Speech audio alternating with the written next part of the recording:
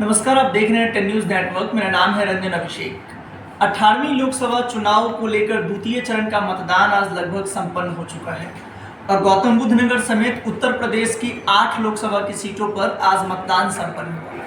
हम यहाँ मौजूद हैं अभी कैलाश अस्पताल परिसर में। यहाँ हम बातचीत करेंगे कैलाश अस्पताल के निदेशक श्री दिनेश शर्मा जी से। दरअसल बीते दिनों खास करके गौतम बुद्ध नगर की अगर हम बात करें तो यहाँ मतदाता प्रतिशत जो मतदान प्रतिशत को बढ़ाने के लिए जिला प्रशासन समेत तमाम सामाजिक संगठनों ने काफ़ी व्यापक स्तर पर कार्य किया और माना गया कि एक प्रबुद्ध वर्ग जो है जो गौतम बुद्ध नगर में निवास करता है उनका इसमें एक महत्वपूर्ण भूमिका है। चूँकि प्रबुद्ध लोग जो हैं, प्रबुद्ध नागरिक जो हैं, वो अपनी जिम्मेदारी तो समझते ही हैं, साथ ही साथ दूसरे मतदाता को भी प्रेरित करते हैं कि वो जाके मतदान करें।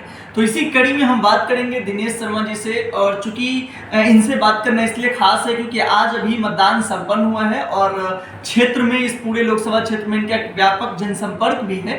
तो जो प्रतिशत अब तक जो आंकड़े के अनुसार निकल कर आ रहे हैं उस हिसाब से और तमाम मुद्दों पर बातचीत होगी कि गौतम बुद्ध नगर का जो एक ट्रैक रिकॉर्ड रहा है उसमें क्या बढ़ोतरी होगी या फिर वही स्थिति रहेगी। तो हम इन सब चीज़ों पर बात करेंगे। सर, सबसे पहले तो 10 न्यूज़ में बहुत स्वागत है आपका। पहला सवाल तो यही है कि जब गौतम बुद्ध नगर में आज मतदान संपन्न हो गया, लगभग आंकड़ा जो है वो कमोबेश वही रहा जो पूर्ववत रहा है। थोड़े बहुत जो 5 बजे तक का आंकड़ा जिला प्रशासन के द्वारा दिया गया है उसके मुताबिक थोड़े बहुत ऊपर नीचे की स्थिति। इस बार काफ़ी प्रयास किए गए इस दिशा में कि मतदान प्रतिशत बढ़ाया जाए, लेकिन वो उतना कारगर साबित होता नहीं दिख रहा है क्योंकि मतदान प्रतिशत जस का तस रहा। तो क्या मानते हैं इसके कारण को? कोई विशेष कारण नहीं है। एक तो ये मौसम थोड़ा इस तरह का था, दिन में गर्मी काफ़ी थी और कुछ छुट्टी 3 दिन की लगातार पड़ गई, एक मेन कारण ये भी हो सकता है। और तीसरी चीज़ जो सबसे ज़्यादा मैं समझता हूँ कि लोग जो है, जो वोट जो हैं वो कुछ इस तरह के हैं जो डबल बने हुए हैं। बहुत से लोग जो है छोड़ के जा चुके हैं तो वो परसेंटेज अपने आप में गिर जाना हो जाता है। लेकिन कि हम जो टोटल वोट यहाँ से काउंट कर रहे हैं उतना वोट एक्चुअल में यहाँ है ही नहीं। जो लोग यहाँ से छोड़ के जा चुके हैं उनके वोट बने हुए हैं, वो वोट डलेंगे नहीं तो परसेंटेज में वो काउंट नहीं होगा। तो ये 3 मेन कारण जो है वोट परसेंटेज कम होने के। निश्चित रूप से हम लोग इस परसेंटेज से बिल्कुल भी संतुष्ट नहीं है और ये परसेंटेज हमें 60% से ऊपर की कम से कम उम्मीद थी। तो जैसा पब्लिक की इच्छा है, हालांकि जनता का प्रेम जितना डॉक्टर महेश शर्मा जी के साथ रहा है उसके हिसाब से हमारी अच्छी जीत होनी चाहिए, इसमें कहीं कोई शक नहीं। धन्यवाद। एक सवाल सर और ये है कि बतौर मतदाता जब मतदान केंद्र पर पहुंचे तो जिला प्रशासन की जो व्यवस्था रही, साफ सफाई से लेकर सुरक्षा व्यवस्था और तमाम चीज़, कितने संतुष्ट हैं या उसमें कुछ सुझाव देना चाहेंगे? नहीं, वो सब ठीक ठाक थी, उसमें कहीं कोई कमी नहीं थी।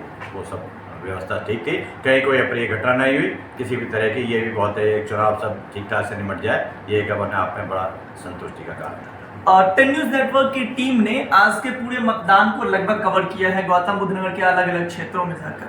हमने जो एक आम मतदाताओं से बात करने के बाद जो एक आम लोगों के बीच से निकल कर आए मुद्दे कि महिला सुरक्षा, विकास और लगभग सभी लोगों ने अपने बातचीत में कहा कि जो राष्ट्रहित है वो सर्वोपरि है। तो क्या ये माना जाए कि अब जो मतदाता हैं वो एक जागरूक हैं जो अपने छोटे मुद्दों को लेकर जो वो अपने निजी समस्याओं से ऊपर उठकर सोचते हैं और देश के विकास की बात की सकती है? बिल्कुल, ये जो निश्चित रूप से अब जनता जो है यही समझ रही है कि हमारे देश के लिए जो है ये भारतीय जनता पार्टी के अलावा कोई सरकार जो है इस देश को नहीं संभाल सकती। इसलिए उसका अगले 20-25 साल तक यहाँ लगातार बने रहना हमारे देश के हित में है।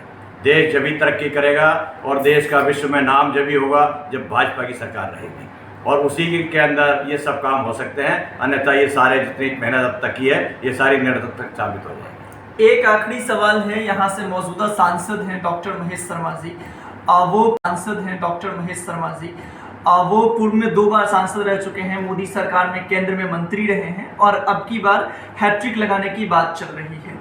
जो सबसे बड़ा सवाल है कि अब की बार 400 पार जो बीजेपी का नारा है, अगर उसके साथ हम डॉक्टर महेश शर्मा जी को गौतम बुद्ध नगर में जोड़े तो यहाँ के जो आम मतदाता वो कहते हैं कि जो आंकड़ा या जो हार का माफ कीजिएगा जीत का अंतर पूर्व में था, अब उसको हमको इस बार जो है 5 लाख प्लस करना है। तो क्या इस मतदान प्रतिशत से आपको ये संभव होता दिख रहा है कि 5 लाख प्लस का जो वो टारगेट है वो पूरा होगा? 100% इसमें कोई डाउट ही नहीं है, बिल्कुल कोई डाउट नहीं है, इसमें कहीं तरह की कोई शंका नहीं है।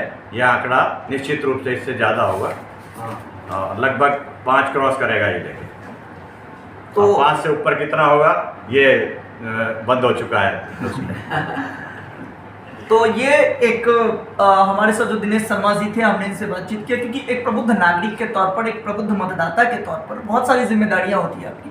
एक है कि निजी मतदान करना, और एक है संगठित होकर और लोगों को प्रेरित करके मतदान करवाना, जो एक प्रबुद्ध नागरिक का कर्तव्य माना जाता है। तो ये उस अपने कर्तव्य को बखूबी निभा रहे हैं, उस भूमिका का निर्वहन कर रहे हैं। हम उम्मीद करते हैं कि गौतम बुद्ध नगर में जो मतदान प्रतिशत का आंकड़ा है वो पूर्व की भांति इस बार उसमें कुछ सुधार होगा, और जो एक दाग लगा हुआ है इस प्रबुद्ध जनपद, एक प्रबुद्ध लोकसभा क्षेत्र पर, चूंकि इसे हम एक अगर और ध्यान से देखें तो गौतम बुद्ध नगर को प्रदेश की राजस्व राजधानी भी कही जाती है, तो ऐसे में मतदान का कम होना शर्म की बात है। बहरहाल मतदान प्रतिशत और परिणाम भविष्य के गर्भ में है, हम भी इंतजार कर रहे हैं, आप भी इंतजार करिए। आप देख रहे हैं टाइम्स नेटवर्क, मेरा नाम है रंजन अभिषेक।